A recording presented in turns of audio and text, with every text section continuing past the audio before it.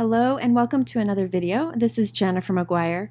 I am again in a hotel room, so please forgive the poor sound quality. But I wanted to share with you another video showing more examples with dimensional backgrounds.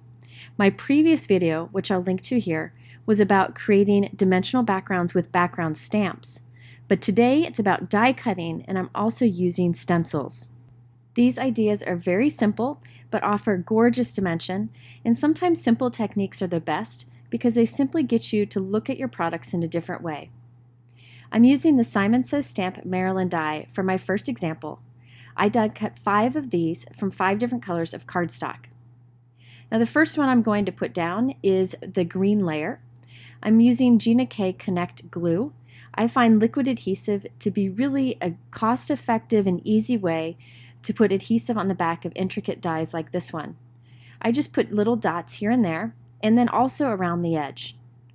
Another advantage of using a liquid adhesive is you have a little time to wiggle it around to get in the perfect spot before you press it down and let it dry.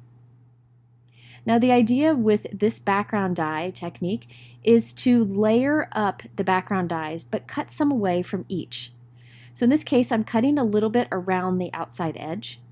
This technique works really well with any kind of intricate die. It could be a background die like this one, or any other intricate die that you may have. So you can see I'm cutting kind of a pattern out from the center of that die cut. Once I have it cut out, I'm again going to put dots of liquid adhesive here and there so that I can adhere this over the green die cut. The key is to make sure you get a little dot of adhesive on all the edges so that they glue down nicely. So I'll line that up and press it in place. So we're starting to build up the dimension and also create different colors. So now we're on to the next layer here. This is a pretty blue color. This time I'm going to cut more of the pattern off, so I have a smaller area left behind. Now all of these pieces that I'm cutting off, I'm saving because I intend to use them on another card by gluing them together and building them up, and I'll do that later on. Okay, so here I'm putting the liquid adhesive on the back of this, adding it on top, and you can see how the dimension's going to build up. Now if I were to do this card again, I might do 2 of each layer. The reason I would do that is for more dimension. I really like a lot of dimension on my card, but if you want it to not be too thick and to not use as much cardstock, you can definitely go with the design I have here. So the final layer is the pink that I'm lining up here in the center. And you can see how we have this rainbow of color built up there in the middle, and then we have less dimension out towards the outer edges. So it's just a fun way to get a new look from your background die. I then sprayed the whole card with some Shimmer Spritz just so it would have a little bit of shine. It's hard to see in the video, but it's just a gorgeous amount of shimmer. Here we have the Simon Says Stamp Wreath Greetings stamp set. This is a beautiful new stamp set. You can create such lovely cards of different styles with this. I'm just using some of the sentiments from this one. I used the Miss You, and I heat embossed it in white and in black because I wasn't sure which I was going to use. I decided to use the black, so I stacked those two together just for some more dimension, and glued that to the center. And now I'm using that liquid adhesive again to add some little jewels to the background pattern.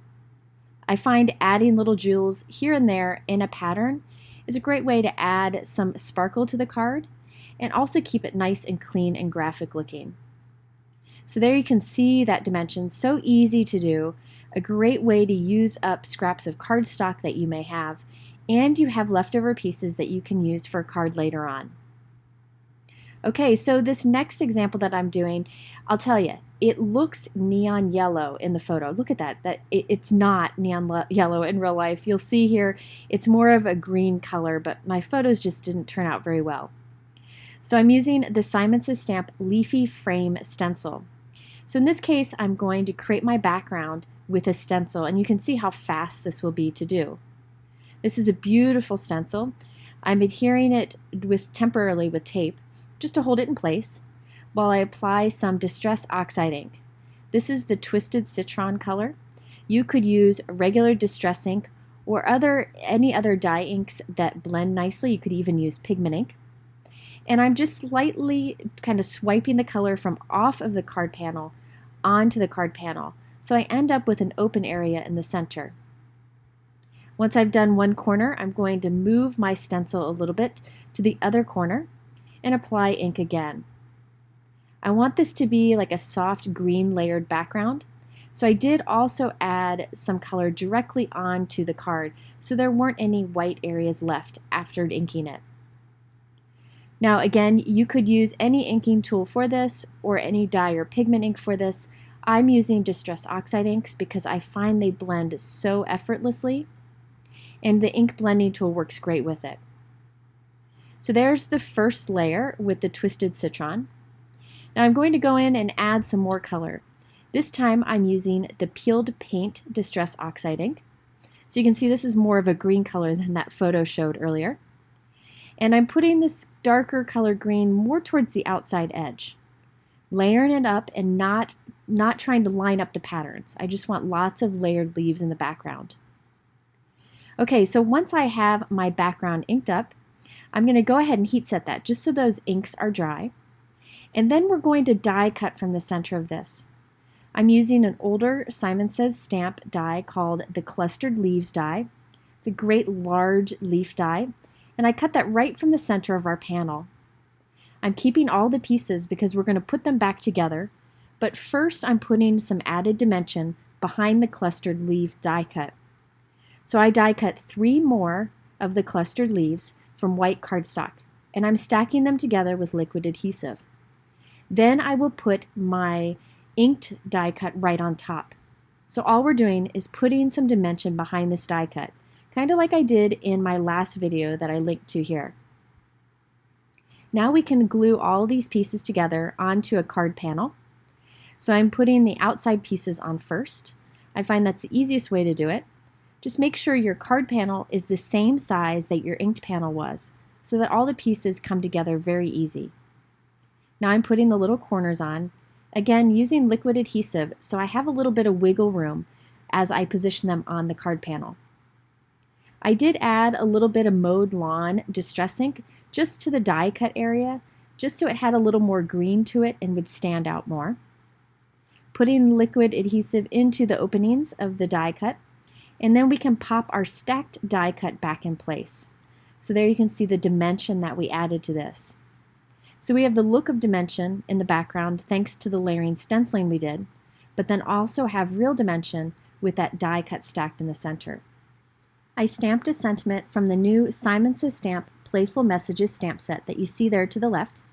I stamped it on a white cardstock strip, and I'll add it right across my card. I also die cut a bunch of little flowers from the Simon Says Stamp die that you see there at the bottom right of the screen, and I'm adhering that onto the raised die cut. I actually stacked a few white flowers on top of each other just so that it stood out even more and added more dimension, and I put a yellow pearl at the center of each of the flowers and also scattered in the background. So here you can see that it really is a green colored card, but it has all that dimension going on and really took no time at all. So you could do this with any stencils you may have, and also any dies that you may have. That's the joy of techniques like this. Just by adding a bit of dimension, you really can change the look of a card. So that was a pretty short video for me, believe it or not. I hope you are inspired to try adding dimension with die cuts. If you're interested in the supplies I use, they are linked below in my YouTube description. In the middle are a couple other videos to check out. I appreciate you stopping by. Have a wonderful day, and we'll see you again very soon.